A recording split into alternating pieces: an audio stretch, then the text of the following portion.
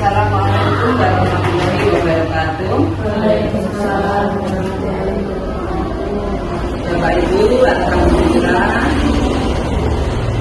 hari ini sampailah kita pada kegiatan untuk rutinitas di komunitas belajar sekolah. Oke, mari kita bismillah, semangat. Mudah-mudahan apa yang kita bahas pagi hari ini benar-benar nanti bisa membawa hasil maupun ilmu yang mungkin untuk perbaikan pendidikan dalam rangka meningkatkan kualitas pembelajaran di kelas. Bapak Ibu langsung saja, saya mengambil judul menggali kekuatan pertanyaan pemantik dalam pembelajaran. Jadi alhamdulillah semua kemarin untuk observasi berjalan baik, lancar semuanya. Oke. Namun ada beberapa yang penilaian kemarin refleksi, masih ada yang penilaian rasa kurang. Pada umumnya kemarin ada di dan kaitannya dengan kebijakan Kementerian Pendidikan Dasar Menengah yang baru, yaitu pendekatan deep learning. Offline insya Allah 24 jam Pak. Amin. Misalkan butuh mau kemauan, insya Allah kita siap. Nah itu loh, yang intinya kita harus sebanyak-banyak sosialisasi ke wali murid terkait dengan peningkatan mutu terkait di sekolah ini. Lah kemarin ada masukan dari ibunya siapa kemarin yang datang ke sini, ternyata anak saya itu di sana mandiri Bu, seperti itu cerita. Tapi saya belum menangkap secara keseluruhan, tapi cerita ketika di SMP itu banyak anak-anak yang jadi apa namanya? Ini bahasanya gaduh-gaduh ya. Ini ada bahasa Indonesia, ada Jawa nih kata, kira diadat. Tapi dari kata ini nomor tunggal itu mudi-mudi saat ditingkatkan lalu selesai. Artinya sudah bagus dan itu menurut saya sangat bermanfaat. Jadi bukan karakter untuk kalau Pak Ramudi tadi mengatakan SD rasa MI, saya rasa bisa mengajar dari situ. Dua, kita berjuang itu kayaknya kalau nggak ada outputnya orang meyakinkan orang ya. Nah, mengenai itu tahun ini angka berbeda dengan 7 itu berarti yang PR buat kita semua. Tapi seusaha apapun saya rasa apa yang disampaikan tahun sudah eranya lagi era nggak berpihak kepada SD memang. Jadi ya tren masyarakat masih bersama, tapi tidak boleh kita menyerah ya. Karena ini salah satunya. Monggo Bapak Ibu dari program-program yang ada bisa ditanggapi atau memberikan masukan, bisa diberikan atau dimusyawarahkan sehingga benar-benar bagian sekolah berharap untuk kurikulumnya, artinya yang diselaraskan memang benar-benar sesuai dengan harapan penjenengan dan kita kelak. Lalu nanti kita tanda tangan komitmen. Monggo bisa dilanjut.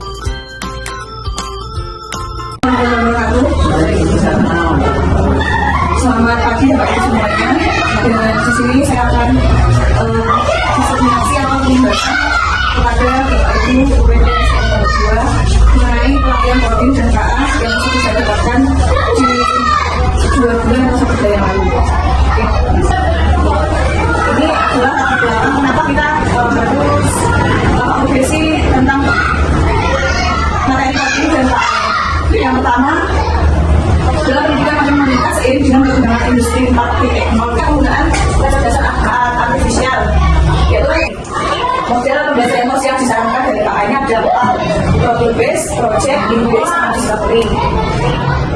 Yang terakhir kesimpulan, jadi mengajar coding dan KA itu bukan sekedar mengajar teknologi, tetapi tentang membentuk pola pikir kritis, kreatif, dan etis sejak dini. Guru memegang peran penting dalam mendesain pembelajaran yang bermakna, kontekstual, dan berorientasi di demikian pembebasan atau Mungkin untuk tugas kita keluarkan untuk RPP-nya PPJR, terus kemudian nanti untuk supervisinya jadwalnya akan saya sampaikan kemudian nanti bisa saya lakukan observasi di kelasnya.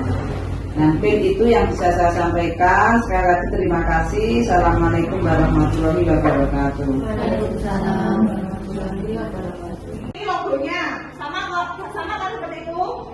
Ya. Terus misalkan ini namanya apa lagi? Instagram. Buat apa lagi? Buat upload foto. Selain itu, lihat apa? Lihat apa? Di Instagram. Adalah bangun pagi-pagi, dua beribadah, tiga berolahraga. Topik implementasi pembelajaran di kelas kita masih sekitar berkisar penyusunan modul ajar sampai ATP dan perangkat ya, perangkat penilaiannya. Kemudian untuk topik yang lain ini terkait dengan peningkatan kualitas atau kegiatan yang menunjang, yaitu penyusunan dokumen yang berkaitan dengan kegiatan guru. Ini nanti insya Allah juga akan dimasukkan walaupun belum menjadi prioritas. Jadi intinya untuk kali ini masih di implementasi pembelajaran di kelas ya, kesepakatan kita.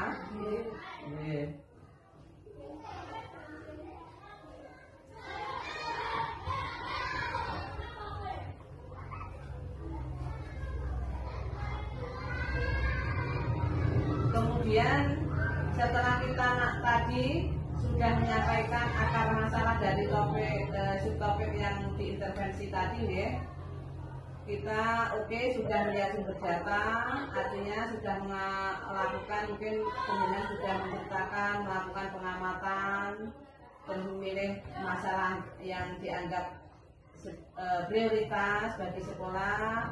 Kita juga sudah menganalisa rapor pendidikan, sudah. Jadi apa yang menghambat, kemudian apa yang belum maksimal terkait dengan manajemen sekolah, terutama dalam subtopik KUSP.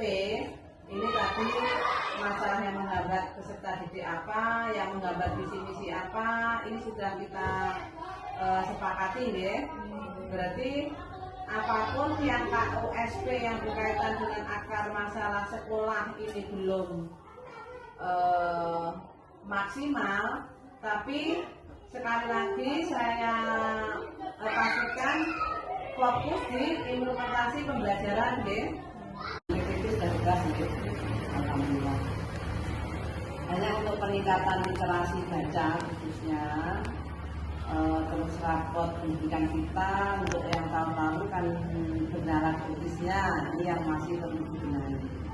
Saya berharap dalam proses pembelajaran ini terutama bukan hanya literasi baca saja yang ringan, tapi nanti lebih ke numerasi, bahkan literasi digital, terus literasi yang lain, dan literasi berharap semuanya dimunculkan, terus ada progres untuk bagaimana kebiasaan anak-anak dalam hal dimensi bernalar kritisnya nanti akan muncul dan menjadi sebuah kebiasaan yang pada akhirnya menjadi sebuah karakter.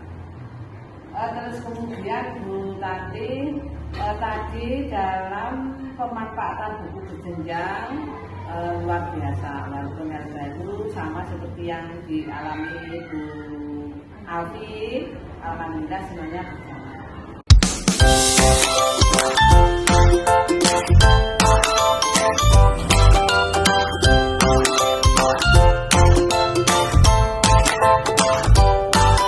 Silakan untuk penjenengan refleksi.